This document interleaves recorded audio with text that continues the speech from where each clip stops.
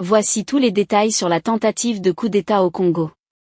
Avant-hier, dans la matinée du 19 mai 2024, aux environs de 4 heures, des hommes armés se réclamant être du mouvement Nouveau Zaïre auraient pris d'assaut le palais de la Nation. Ce groupe d'une trentaine de personnes parlant anglais est le Lingala. Ils sont dirigés par un certain Christian Malanga. L'ancien drapeau du Zaïre est leur emblème. C'était une tentative de coup d'État. Restez jusqu'à la fin pour découvrir tout le détail sur cette affaire.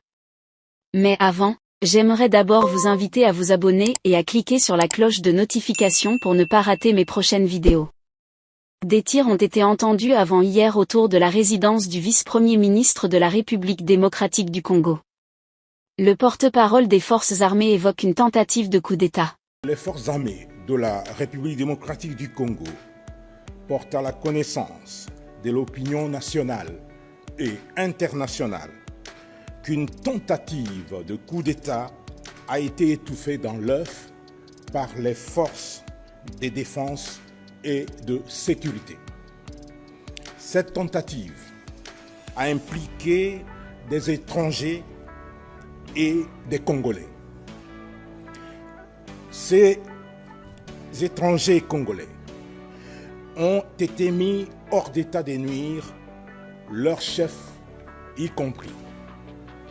Les forces armées de la République démocratique du Congo demandent à la population de vaquer librement et tranquillement à ses occupations.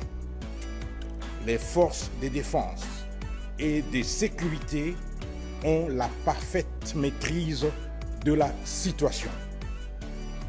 Nous y reviendrons avec force de détail et images à l'appui. La garde présidentielle congolaise a érigé des barrages routiers pour empêcher les véhicules et les piétons de s'approcher des environs du palais du peuple. Après tout, l'armée congolaise est parvenue à maîtriser les assaillants. Les quelques assaillants qui voulaient traverser vers le Congo-Brazzaville ont été arrêtés par la garde républicaine. 2 policiers chargés de la sécurité et un assaillant ont perdu la vie lors de l'attaque.